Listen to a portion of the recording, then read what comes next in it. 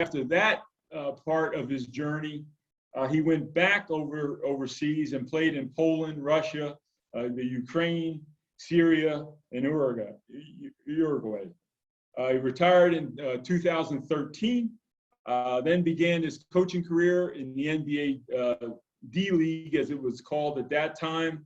Now he currently is on the staff at St. John's University, in charge of all of their day-to-day logistics and doings, and plays a significant role in community relations. So welcome to Zendon. Happy to have you, Zendon. Our last panelist, one of my favorite guys in the Big East. One, because he stayed all 4 years at Georgetown University. He was a 4-year contributor at Georgetown.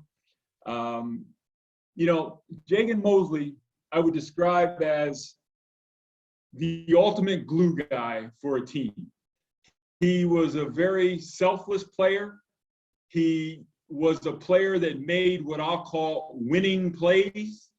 In other words, plays that don't always show up in the box score. He was defensive minded, very tough.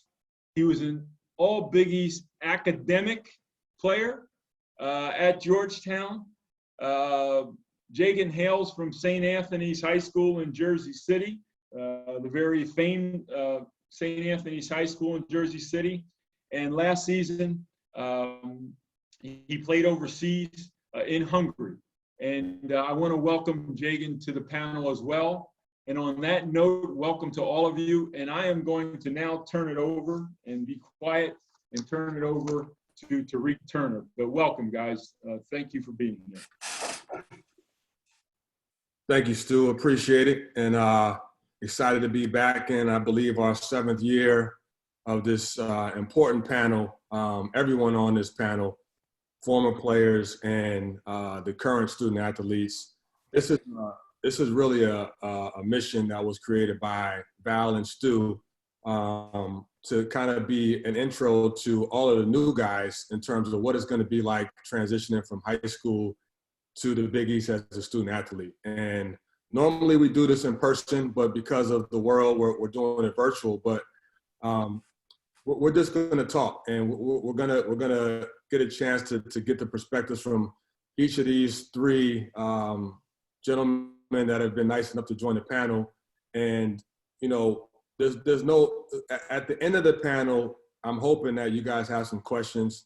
If you don't, then I'm just going to pick some guys to just give me some questions, because we want this to be a back and forth dialogue. We don't want to just be the old heads just talking to the young heads and see you guys falling asleep. So anyways, thank you, Stu. I always like to kick this off, and I'll start with Mikal. Obviously, you're most current because you're in the league, you're thriving in the league. And I remember you as a freshman, as Stu mentioned.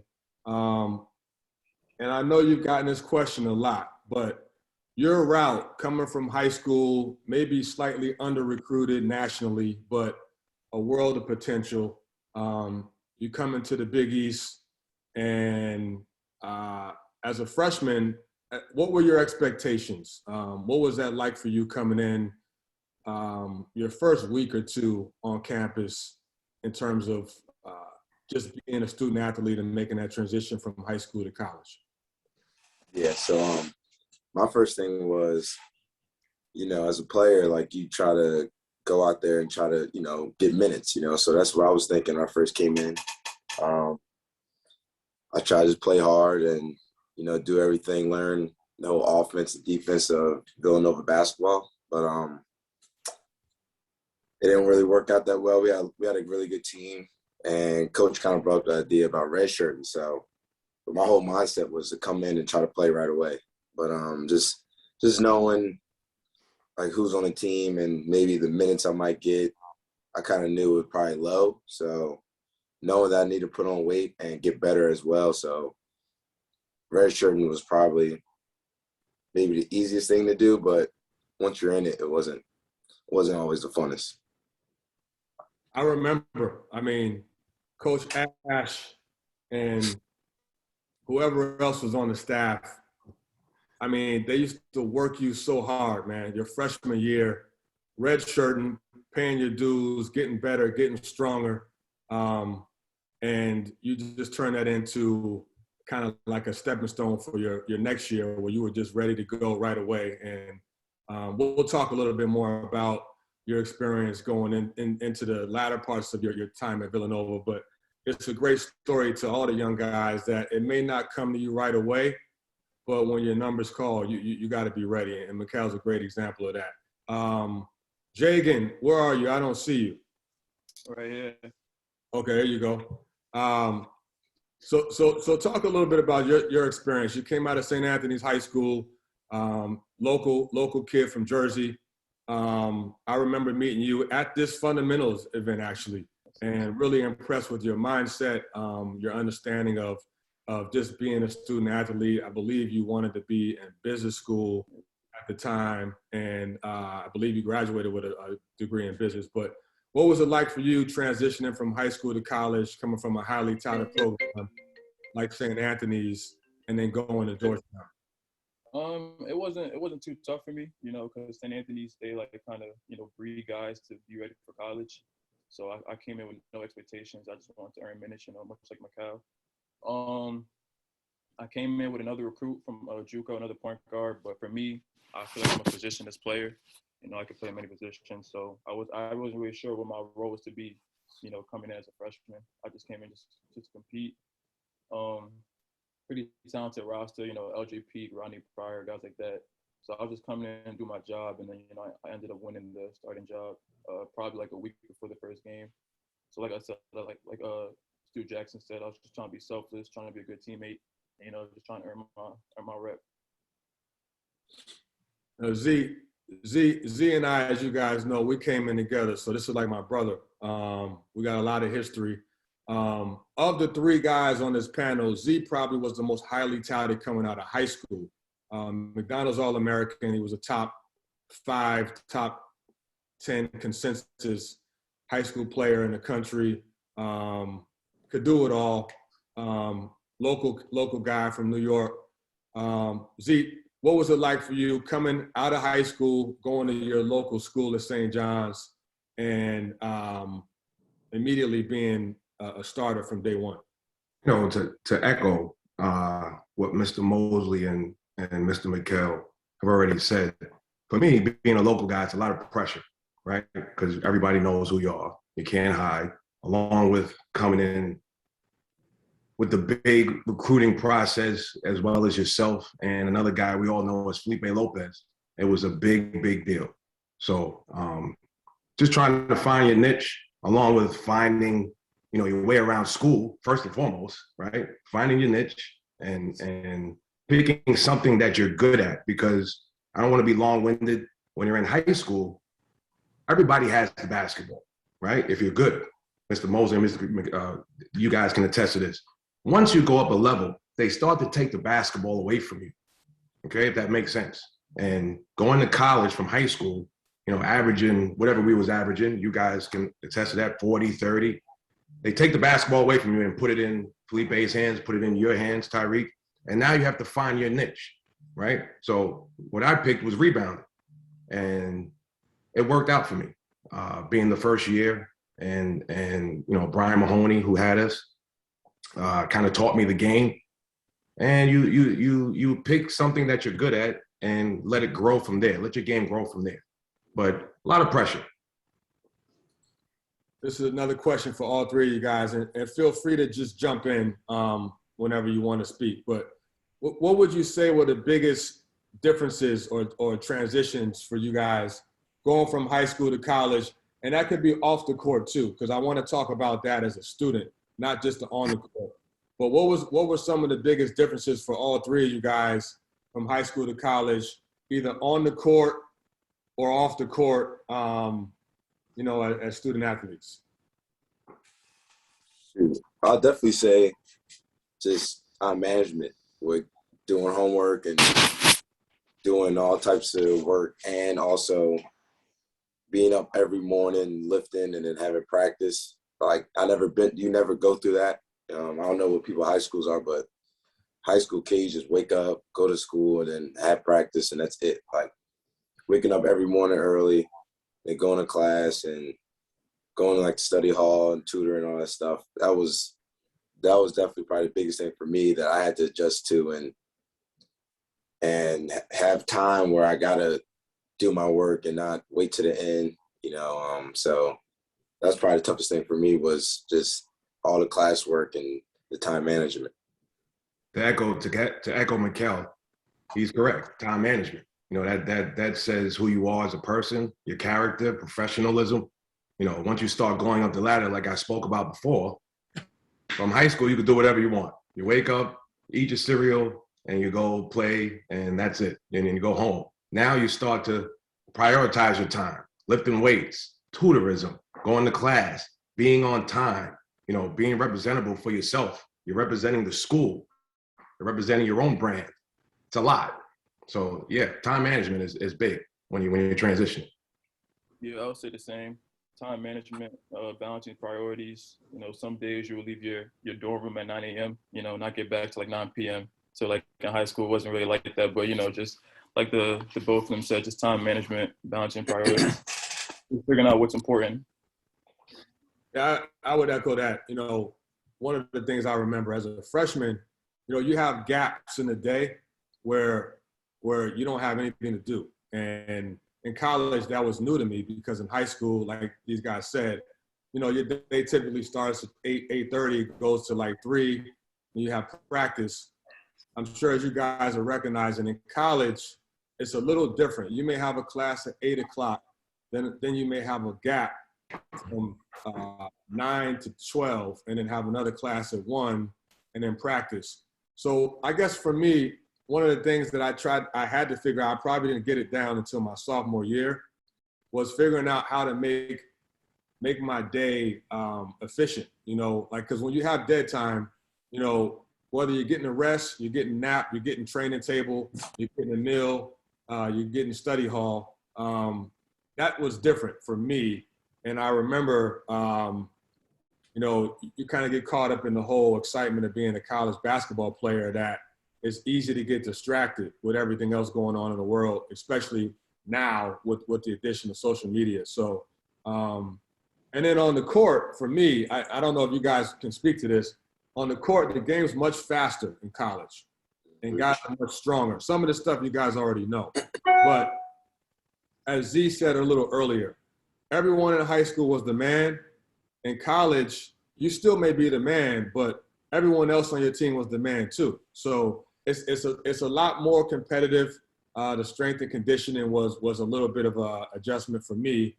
And I'm sure these guys could speak to that too, if you want to weigh in, guys. Shoot, yeah, the speed. Definitely something that adjust to, different level. And like you said about being a man, like that's the same exact thing. Like everybody that's coming in, especially where everybody's at now, like you're going to Biggie school, like you're a top school. So you're going to have good players, really good players. So that was one thing, knowing that coming in, it's like, all right, you could have averaged 20, 30 in high school. Like you could have won 3 high school championships, or whatever. Like none of that matters when you come to college. Like none of that matters. Like you have to show who you are. You got to do all the things that, you have to do to get on that court. So I think realizing that, like how fast the game is, and realizing like you're not the only one that's been that guy, and you got to continue to get better to stay out there. Yeah. Again, we have somewhat of the same mindsets. We're in different eras, guys, but somewhat of the same mindset. As to add is what Mikal said. It's you're dealing with people who are bigger and stronger. I mean, in my day, I'm a little bit older than both of you guys. We had the Biggies was serious. Okay, for you young guys, maybe your dads can tell you, because I'm a little older here. You're talking about Georgetown with the great Allen Iverson and Jerome Williams. Okay, you have a lot of pros. Guys wasn't leaving early. Travis Knight at UConn, Ray Allen. The list goes on and on and on. Boston College with Scooney Penn and Danny Abrams, Kerry Kittles, Jason Lawson, Tim Thomas. John Wallace at Syracuse. Guys wasn't leaving. And me coming in at 211 or whatever I was, to bulk up was serious. And even though maybe you might have been better, maybe a better skill player, it doesn't matter. If they're stronger, faster, and more conditioned, you don't have a chance. So you have to take that seriously. And I know my guys are listening, being in the weight room with Tyler, take it seriously because you will not advance to the next level if you're not, if you're not conditioned to. Yeah, that was a big thing for me. I came in, as the only freshman, so I'm playing against upperclassmen since day one. I'm getting pushed around, so I knew I had to get a lot stronger. I know the first strength and conditioning workout we had, I almost didn't make it through, so I had to focus more in on the weight room and my conditioning, and just realizing it wasn't high school no more. Well, this is another question just about just goals and expectations. What did you guys each expect? Whether it was playing time, getting to the league, like what was that process like for each of you guys as a freshman, and did it change year to year? I'll jump off first. Go ahead, Z. With this one, I always wanted to be an NBA player from the beginning, since I can't remember. I'm pretty old now, but since I can remember, I always wanted to be an NBA player. And I always say passion comes in the perspective. If you're lucky in life, you have passion in your life. And if you're very lucky, you have it early, okay? And that was basketball for me. It's a love affair. It's almost like a relationship. And you want to take that, very seriously and let that lead you where you want to go. So wherever it took me, first year, second year, third year, I wanted to set my goals higher and higher, and you have to leave some things out. Again, we talked about prioritizing time, off the court stuff, going out to the parties, maybe having a drink here or there. This is real talk we're having here, right? And if you don't do that, you will be left behind. So again, for me, it was the NBA, no question. And no one was gonna deter me from that goal. Yeah, I think for me, every year was different. Like I said, my freshman year, wanted to play, and then I had the red shirt. So I'm taking that year every day, getting better, getting stronger. And then when it comes to my sophomore year, I'm trying to think, okay, what can I do to be on the floor? Obviously, we all want to go play basketball at the highest level. Everybody want to go to NBA, and if you don't want to when you're going to these big schools, then you might lack the passion or something. But NBA was always the biggest thing for me. But to get there, you have to play well in college. You can't just skip that and just go straight to the league. So my whole mindset was, all right, whatever year it is, if I haven't played last year, I got to get a chance to play. Play well, play 15 minutes, 15, 20 minutes. The next year, depending on who's there or not, maybe you start, maybe play a little bit more minutes. And now you're trying to add wrinkles to your game. And, maybe for me, I was a defender. And then as time goes on, like my man said, I had to be on the court, I had to defend. That was the number one thing. I didn't even think about putting that ball in the hoop. Maybe on cuts and, maybe some back cuts and some shots, some threes. But other than that, I was out there just for defense. And as years go on, then you start adding to your game, and now your role gets a little bit bigger. So each year was different for me. I wanted to play, then I wanted to start, then I wanted to, be a first-round pick, and as years go on. So, that's kind of motivated me every single year. Yeah, same for me. I think my goal changes. I think my career was kind of different from, the other two. I had a different role every single year. So my freshman year, I just came in just trying to get minutes. Sophomore year, had a coaching change. So I guess my goal was to just try to start scoring more. Junior year took a kind of a back seat. We had two big recruits come in. So I kind of started becoming a defender. So then, my senior year, my goal was to become, defensive player of the year. But, it's tough. We had guys, you're playing as leaguers every night, Miles Powell's, Marcus Howard, the Najee Marshalls of the world. It's tough being a defender, but like my man from St. John said, you got to find your niche. So my niche is being a defender, trying to be a lockdown guy and do whatever I could do. for my team to help win. And just to add to that, I mean, when I came in, I had the same goal. The first goal was to play and then keep getting better each year. It wasn't really individual goals like in terms of stats. It was more about just be a big part of what was going on and help the program win. And then on a personal level, I wanted to get to the league too. But as I progressed in my college career, my goals kind of shifted personally into like thinking about playing beyond college, but also figuring out the next step for me. And we'll get into that in a second, because this is not just about basketball, guys. This is about basketball. And,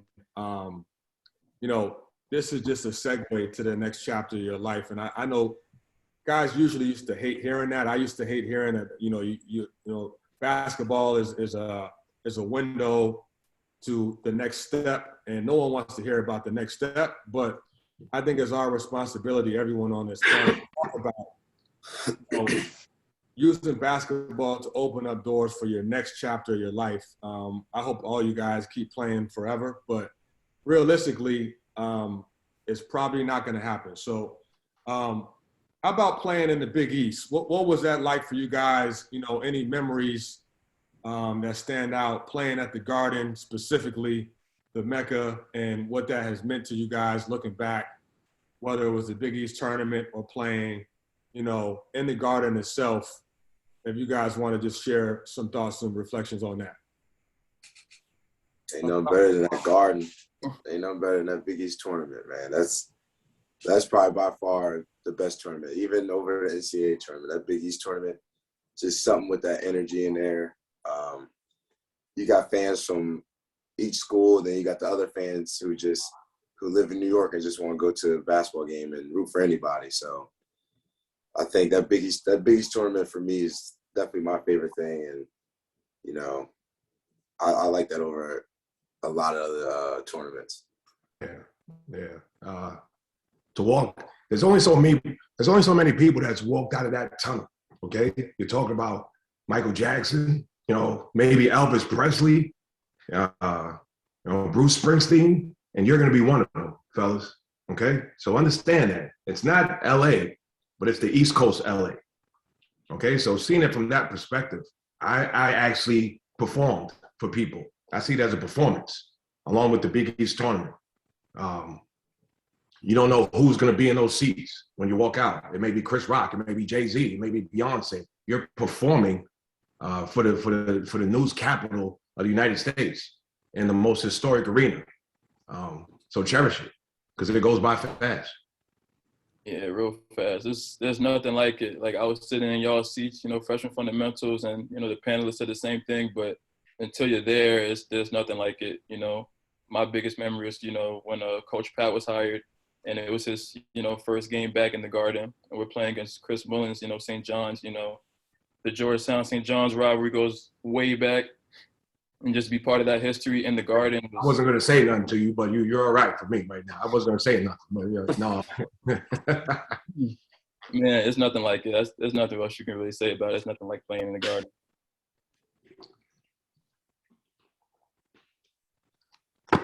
One of the other things that I want these young guys to hear about is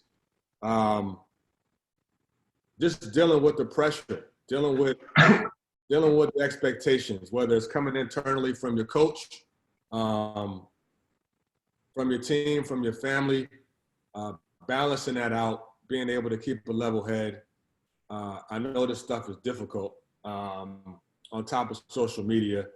How do you guys deal with it? Like, I guess for Mikal, I want to start with you. Like, I mean, you're coming off a championship run, but leading up to that, you've had some highs and some lows in your NBA career, and even going back to college. Did you check your phone after every game? Like how did you deal with that? Like, just dealing with the expectations, the pressure. How important is your phone to you in terms of knowing what the world thinks about you? And do you get caught up in that, or how do you deal with that? Yeah, man, it's tough. But for me, like, obviously when you open your phone, like, even if you don't want to see it, like you're going to see it. You know, people's going to comment on your stuff. You know, a lot of people they're reckless and ruthless, so they'll come at you for sure. Like they'll talk a lot of crap about you. But for me, just kind of having level-headed and owning up too at the same time. Like if I know I'm not performing, you know, I'm not gonna, you know, be mad and disagree with people that's kind of on me. I'm just gonna read that and know to myself, like, yeah, like I'm playing like this, like I'm not playing well, like I gotta get better. So just getting better and not trying to see the things, but eventually if you got social media and you're on your phone every day, like you're going to see it, like no matter what, like it's just going to pop up. And being in the league now where like everybody from anywhere can watch your games. I got people from, I can say Poland, who might watch a game, I might play bad, and they might be cursing me out in their language on my post. Like little things like that. But I just try like to ignore it and just, you know, keep my head straight and just try to get better. Yeah, it was tough for me.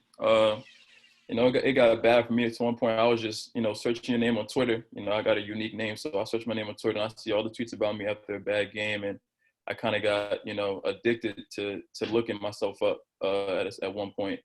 So, you know, I had to find a way to step away from social media, you know, before and after games. So, you know, my senior year, I started meditating before games, just to recenter myself, just to know that, you know, at the end of the day, it's still just a sport. Just to, like I said, recenter myself, and it's just to find a way to distance myself from social media, to realize that it's just me, my teammates against the other team, and try not to let the opinions of others get to me. That was probably a big thing for me in my senior year. You know, I'm going to date myself here because we didn't have social media. So we had it easy. You know, we didn't have Facebook or Instagram or anything. We had to kind of police ourselves. So to kind of help you freshmen, you know, again, prioritizing your time and silencing the noise. We call it something, silencing the noise. When you declare for a school and you have all those guys behind you rooting you on, all your buddies or who you think that are your buddies, when you start playing bad, are those buddies still there? That's how, personally, I took care of myself. You know, did those buddies disappear? You know, maybe some of them did. You guys may know. I don't know. But taking that and applying it, you know, to your everyday life and having a regimen. You know, there's a regimen that you usually go through and you have that keeps you grounded. And the people in your life keep you grounded. Your family, your friends, your close friends, you know who they are. The ones that flip-flop, you gotta keep them away. Jagan, I want to go back to what you said because that's really interesting, and I appreciate you sharing that. You know, when you say you were having a tough time and you realized it was affecting you in a negative way, the idea of meditating, was that something that just came to you, or was that something that was suggested to you? How did you come to that decision? I want to say the summer before my senior year, Georgetown hired a sports psychologist. So I went to her before the season started, and she suggested it, and I didn't really think too much of it. But, I mean, it really started to help. You know, before my senior year games, I felt myself, you know, feeling like myself again. You know, junior year, I definitely hit a low, you know, with injuries and, like I said, opinions of other people. But, you know, senior year, I definitely feel like I became more comfortable in myself, more confident. And I feel like it was the meditation. Just a quick 10, 15 minutes for the game. You know, everyone got a lot of time. We get to the arena like 2-3 hours before the game.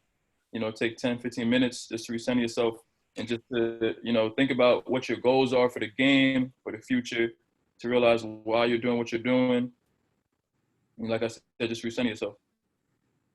Thank you for sharing that. I want to kind of transition and ask you guys, now that you're all three out of school, you know, I guess let me start with this. What is one of your fondest memories of your time as a Biggie student athlete? It could be on the court or off the court. I think I know what you're gonna say, Mikal, but why don't we start with Z, since you're the old head? You know what? For me, the garden was big, and it was the memories, the friends, being in the cafeteria, it was something called Marilat that I always took with me. Those are your real friends that will transition on to wherever you go in life. Tarik is one of them. Felipe obviously is one of them, and tons of guys that you don't know, Zito and Crimmins and all those guys. So I'm a simple guy. So along with the Garden, which was a special experience and an outstanding time in my life, just your friends, just simply your friends. Yeah, I would say the same thing. Just the road trips. You don't realize you go on so many throughout the season, but they go by fast. You're spending all the time, literally all the time you got with your teammates, your brothers. And then at one day it just ends. Especially for me, I had the COVID year, so it just ended quick for me. But yeah, like just cherish the moments, like you said, because it goes by fast. Once you get out of college and basketball really becomes a business, it gets tougher mentally, physically, everything. So just enjoy these 4 years because they go by fast, and yeah, that's pretty much it. Yeah, so my favorite moment. I think our first championship we won. It goes with both of them too. Like just enjoy that, like with your brothers, man. Like you just know you won't want to go through that with nobody else. Just the ups and downs of the season and losing the Big East championship against Seton Hall, and feeling that, thinking we were supposed to just run that off and then go to the tournament and do the same thing, but a little adversity hits, and you're with your brothers after that. So once we lost, you just felt that togetherness came. We even got even more closer together, and we took that, going to the tournament, and thank God that we won. But it shows just us staying together and going through the battles with your best friends. I mean, I hope we're conveying this properly to you guys and you're listening, because you'll never have that time back. The locker room is what we call it as pros. Mikal, you'll never get that time back. Once you hit the real world and you have to start filling out W-2s and all of that, you'll understand what we're saying. That time is so precious. And it's only 4 years. Maybe some of you will be 1 year, 2 years, God willing. But that locker room, you'll never have that time back. And I would just encourage all of you guys to try to stay in the moment, but also realize that your circle of people, it has to be beyond the game, because those are the people that are going to help you also. Probably 95% of your college experience is going to be with your teammates. But there's other people that on that university that want to help you. It may even be a manager on your team who may end up becoming a GM 7 or 8 years later. So treat everyone with respect. This is common sense stuff, but I think when I look back when I was in college, I was kind of in my own bubble where it was all about just hanging out with my dudes on the team. Meanwhile, there's classmates, there's professors, there's deans, there's alumni that want to get next to you. They want to know you. So sometimes opening up yourself, getting to know other people, you never know how it can help you. And I'm not saying you have to be an opportunist, but, networking, meeting people outside of the guys on your team can end up opening up your mind, helping you learn about yourself, and hoping maybe figure out another career path when you finish playing. So that's something to keep in mind. I guess we're going to wind down in a little bit, but I want to save some time for questions. But before we do that, I want to ask each of you guys, and we'll start with Jagen.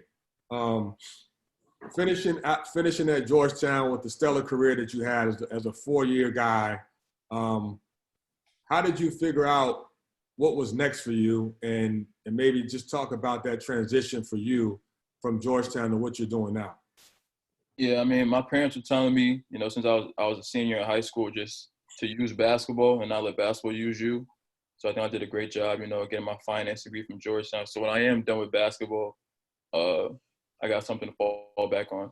But as of right now, I'm not retired yet, so I'm still playing. But for me, when I came out of school, it was tough for me because it was COVID. So there were no, pre-draft workouts, there were like pre-draft interviews, but no workouts in person, nothing like that, no summer league. So for me, I just immediately went overseas. That was my mindset. So like I said, I played at Hungary last year. And, people tell you the league will always be there. So as of right now, it's just, starting a career off, getting my feet wet, just figuring things out. I mean, as of right now, I'm injured, but, just figuring things out for myself. But, if the worst does come to the worst, I got my degree to fall back on, especially, a Georgetown degree. And like you said, I made a lot of connections in school. I think that was the biggest thing for me, especially in the business school of Georgetown, very, very prestigious. Just making connections with people, talking to people, which was tough for me, but I was kind of forced to. Like I said, I came in as the only freshman, so I had to branch out and talk to other freshmen. So like I said, making connections, and I got the degree to fall back on. I want to go to Z next, and my question to you, Z, is this. You did it all in college. We used to joke that as a sophomore, you averaged 20 and 10. I think you're the only person in the country to average a 20 and 10. And we thought you were going to get drafted, lottery. We knew this was going to happen. You ended up staying for 4 years. You didn't get drafted. Obviously, there was some disappointment there, but you ended up playing in the league and, played for multiple teams. What was that like for you when you didn't get drafted?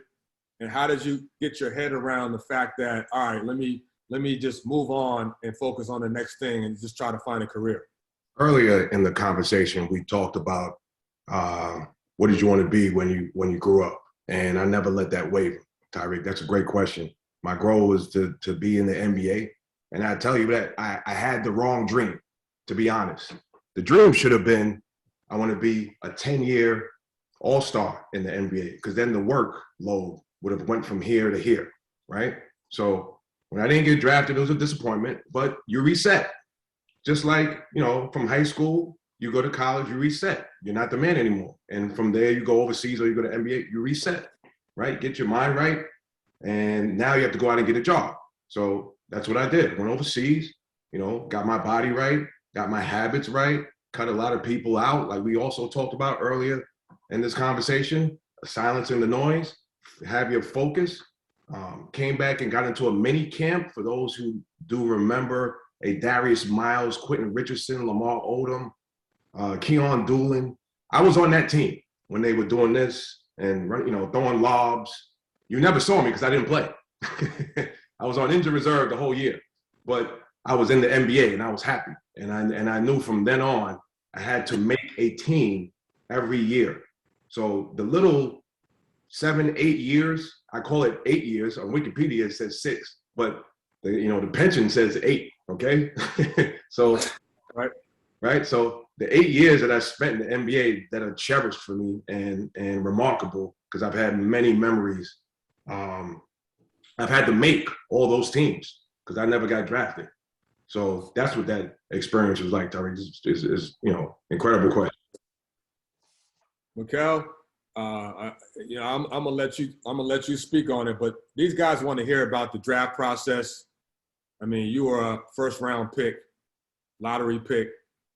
What was that like? I mean, coming from where you started to getting drafted, almost went to your hometown team, got traded. I mean, just share that with these guys. It was a process, man. After we won a chip, people been already working out. Who's probably haven't made that far in the tournament. So, right when the season ended my senior year, I left probably 4 days after. Went to New York and started my pre-draft workout. So, you just don't know. You hear a lot of things after the season ends, and everybody's telling you you're gonna go this pick and that. You just never know. So I just did my pre-draft workouts. My workouts a little bit different. I worked out for like 5 teams, but they were individual. So low key, it's different because usually pre-draft's 3v3. You compete, but the thing about the individual workouts is you're by yourself, and them dudes, if they're gonna invest in you, and that's what a pick is. Like the early pick is they're investing in you, so they're gonna test every single thing you can and cannot do. They're gonna push you, and see if you quit and things like that. So I felt like those individual workouts was definitely tougher than, 3v3 because it's just they have all the time in the world just to run you and tire you out with no breaks. So went through that, then got drafted. Think I was going to stay home.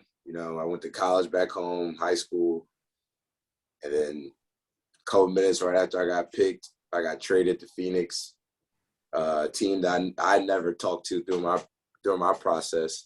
But Coach Wright said that they kind of called him days before the draft just randomly. So ended up going over there and going to a whole different city, different state. I'm all the way in Arizona. I've never been in Arizona in my life. You know what I'm saying? I've always been an East Coast boy my whole life. So going over there, just different lifestyle and having to make a name for yourself, just because you go top 10 or whatever. Like what people always say about the league is, yeah, it's tough to make it, but it's also tough to stay. So like what type of person you're going to be. And where I was at, where we won 19 games out of 82 games my rookie year. So I've been in college for 4 years and never lost more than 5 games. So going in that, it brings your character, it shows who you really are. So just went through the adversity there and then came back the next year, new coach, thinking I was going to play because I started about half my games my rookie year. So I was thinking, all right, I'm a second-year guy. I'm going to come in. I'm going to play more, this and that. New coach comes in and I wasn't even playing that much beginning of the year. I was almost at the end of the bench, and that was kind of awakening to me, like, dang, like I thought I was going to be out here kind of getting back to almost being a man again. But I had a little setback, and only thing I could have done was just get in the gym and keep getting better. And then by the end of that second year, where I wasn't playing at all, I ended up starting after All-Star break. And then it's just, just to the moon now and just keep getting better every day. I'm happy where I'm at right now, but never satisfied.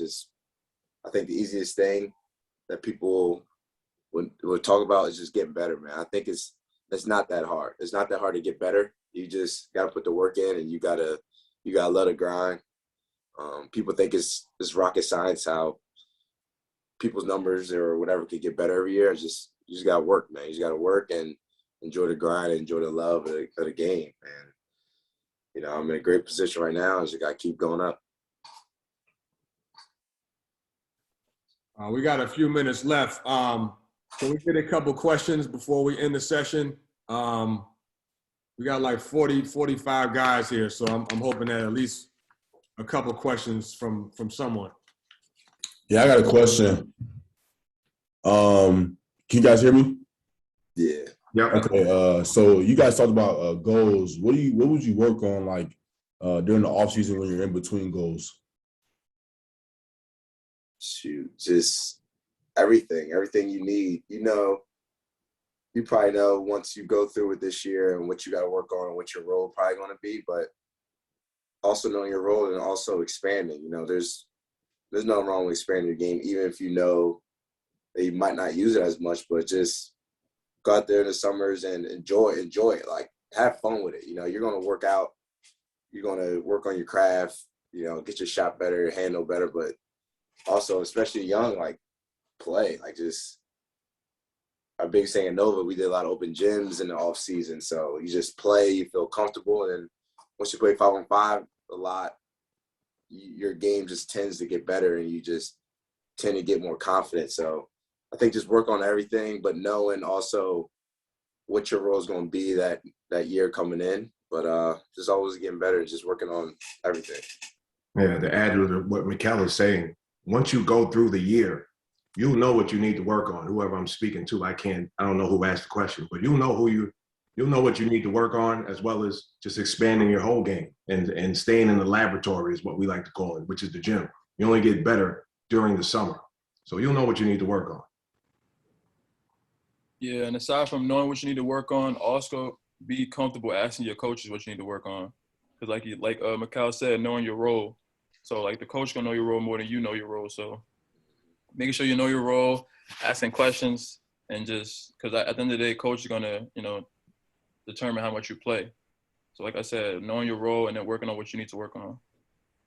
Thank you. I have a question. Can you hear me? He's straight. How important did you guys find it, like, take care of your body throughout your college careers?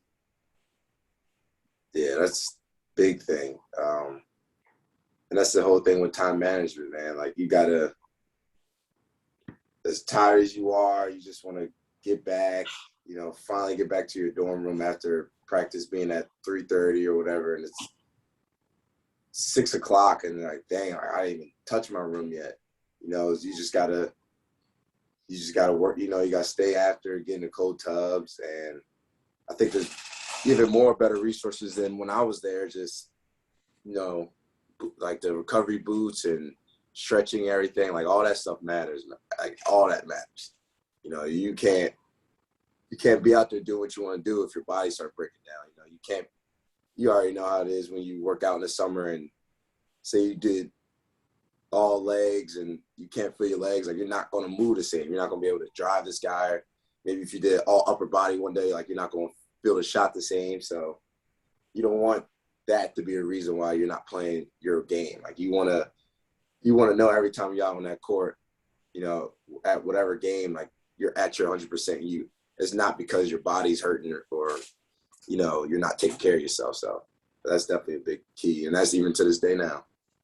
Yeah. I'm the old head, and I played 20 years as a professional. I'm big on taking care of your body. Ice your knees, get in the hot and the cold tub, because the more years you play, the more money you can make. Okay, it's that simple. If you can't, no one's gonna want to hear how good you were. Okay, how good are you? So I was able to be lucky enough for my wheels to stay around and play 20 years.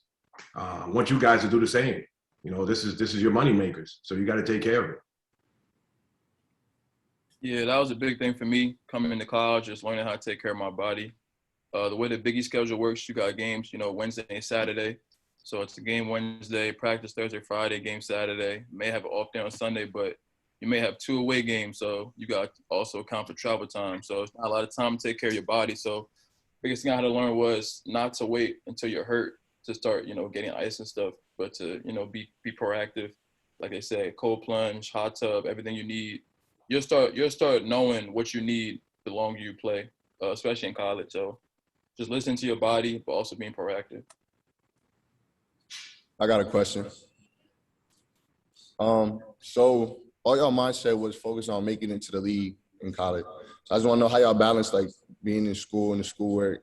Because me, I'm the type of person, if I got a plan A, I don't really look at plan B. Like, I'm trying to make it to the league. And I know that's how y'all was thinking. So I just want to know how you balance, being in class, knowing this is not what you really want to do. You just trying to hoop. That's dating everybody coming into school. You know what I'm saying? Yeah.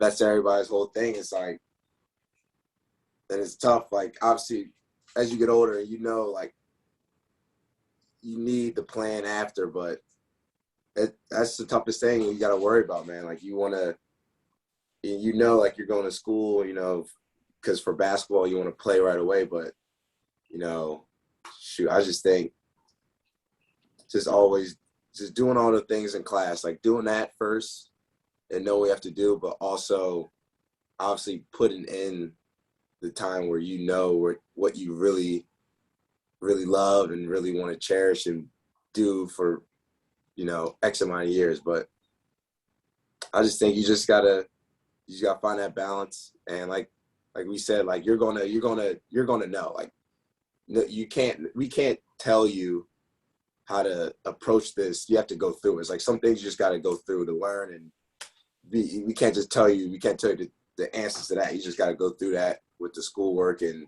the whole time management thing. But everybody wants to go to that league, but I think just find that time to do your work, but also, those nights where you think you want to go out or you want to stay in and play the game all night or something like that, like, then go back to the gym. Like, you'll realize all the time you have, like, you got a lot of time. I'm telling you, like, got a lot of free time for real. Like you'll realize, but you just got to kind of find that niche where you put in both schoolwork and basketball, and then basketball is that main thing. Then you put that extra work over here. So you just got to find that fine balance and add more to basketball when you find that time. Go ahead, Jagan. I'll let you touch on.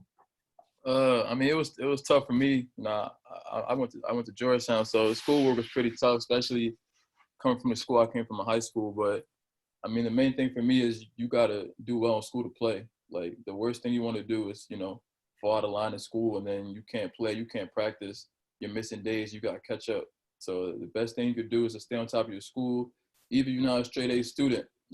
Just try to get them B's. I'm gonna be honest, I wasn't getting no A's in school, but I stayed on top of my work. So I knew that I got to do well in school just to be able to play. And like you said, you want to play basketball, that's why you came to school.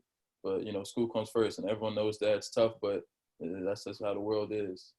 Yeah, and balancing act. One takes care of the other. You have to be good at school to play basketball, right? Now, if you want to take it further, the older you get, you're gonna realize, well, I'm probably not gonna be an NBA player, right? That goes beyond saying, look, the league is 75 years old. Okay, there's 300 basketball players in the NBA. It's not for everyone.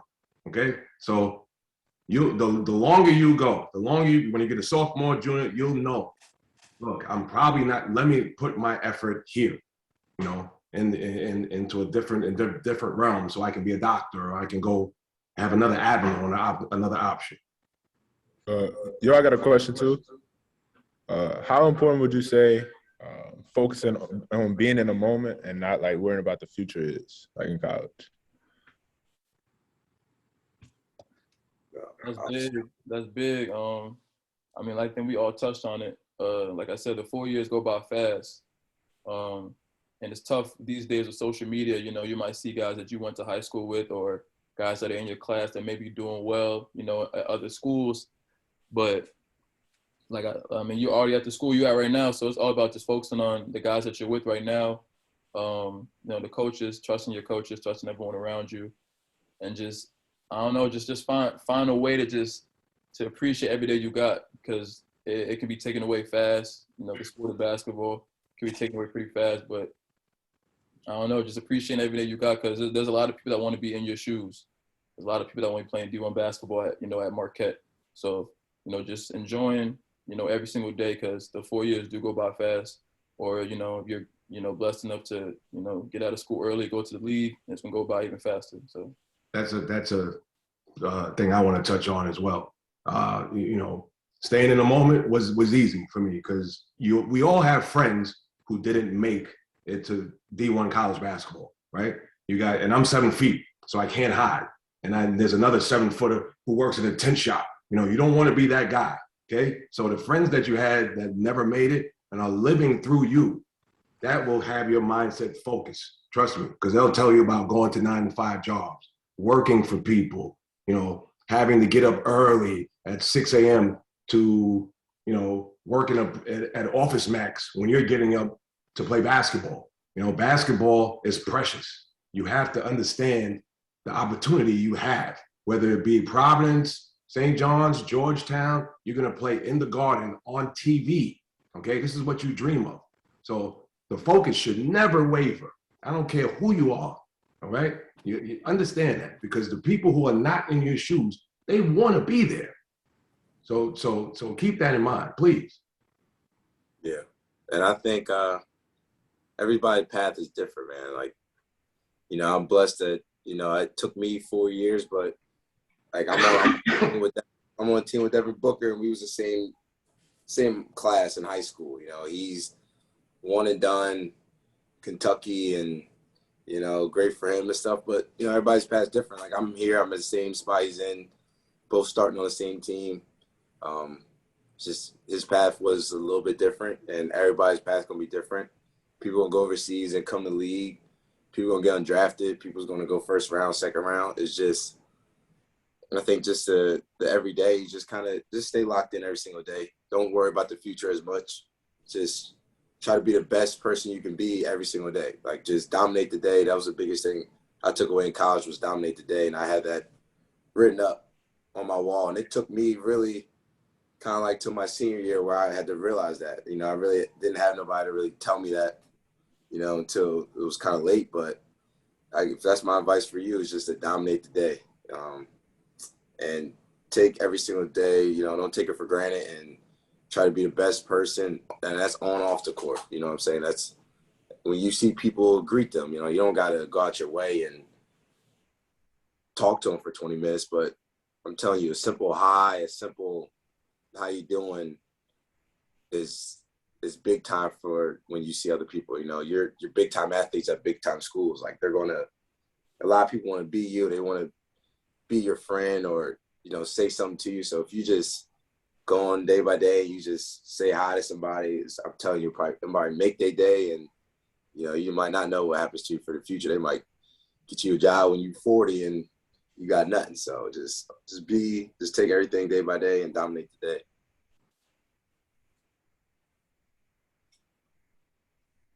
We got time for one more if anyone else has a question. If not,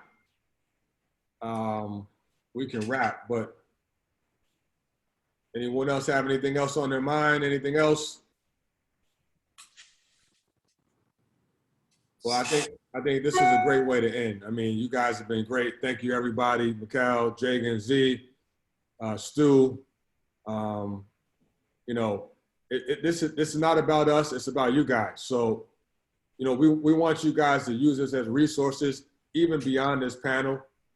Stu can get you our information. If you have any questions that you maybe didn't want to ask on the panel that you want to ask later, or just stay in touch. We're available. We're part of the Big East family, just like you guys, even though we're a little older. And we want to see you guys succeed. So all the best. And, you know, just good luck in your future, and just try to take away something from this panel today, hopefully, that can help you in your freshman year. Yeah, well, guys, you know, to the panelists, Tarik, Jagan, Z, and Mikal, thank you very much. This was absolutely tremendous. That, you know, while you guys were having your discussion among the players, you know, our staff were, you know, texting back and forth, and just truly enjoyed all four of you. This may have been, you know, one of the best panels we've ever had. And a credit also to all of you, the players. Definitely the best set of questions that we've ever had from any one group. So thank you to all of you. You know, as I listened to, you know, over the past hour, I was struck by, you know, and I'd like to end it on this. I was just struck by some messages that I think bear repeating. And, you know, going back to the beginning, when Z made a statement about when you start out as a freshman, having the ball taken out of your hands, and what is it that you're going to do when that ball's taken out of your hands, in terms of how you find out what it is you do well so that you can contribute to the team, get playing time, and give yourself an opportunity to continue to build the game. And then, you know, I also heard all three of the panelists and Tarik talk about priorities as it relates to just living your daily life and how you've got to manage that and how important that is in terms of your overall success. Being on your own for the first time and having free time, what you do with it. And then I was struck by, you know, Mikal, you know, how he dealt with adversity. And I think is an important lesson there for all of you about staying with your brothers and working out your issues and your adversity and your problems among your team and your coach. I mean, that's an extremely important concept that resonated with me. And then they all four of them talked about getting better, guys. That, you know, we sort of saw it in the video with Coach Ewing. You start at the bottom, but where do you go? And the only way you really improve is that you have to keep getting better and adding to your game, you know, each and every season. So I thought that was an important message. And then the last two I heard was this whole notionality about getting to the NBA. And Z, I mean, this really hit me, the fact that he said, well, I had the wrong goal. It really wasn't getting to the NBA. It was getting to the NBA and staying and become a 10-year all-star. That should have been my goal. And that really hit me because he's right. Getting there is one thing. Being able to be like Mikal and get there and now knowing that you're going to stay, that's truly what the NBA is about. Making it is not the goal.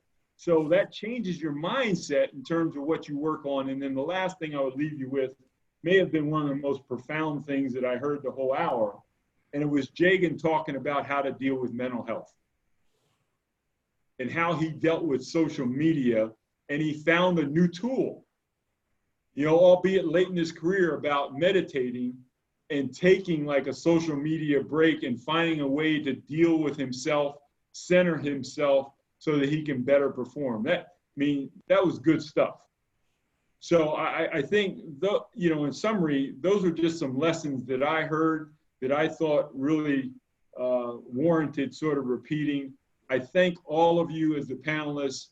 You know, to you, the players, you guys were great, absolutely great. And, you know, on that note, we're going to take a 2-hour break. We'll see you back here at 2 p.m. sharp. Our first session is one that you will not want to miss a minute of, okay? Listening to Kalima Johnson talking about how to help all of you manage relationships in your life, particularly with women. And she's tremendous. And it's another opportunity to interact, and I stress interact, with one of the professionals that we have on here today. Thank you for your time so far, and we'll see you all back at 2 o'clock. All right? Go Big East. Okay. Thank you.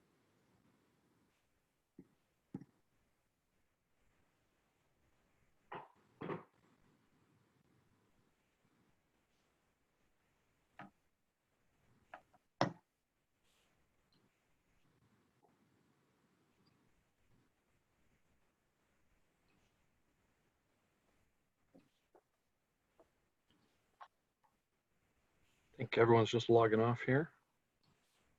Yep. John or Ori, I don't know if you're still recording, but I think we got everyone.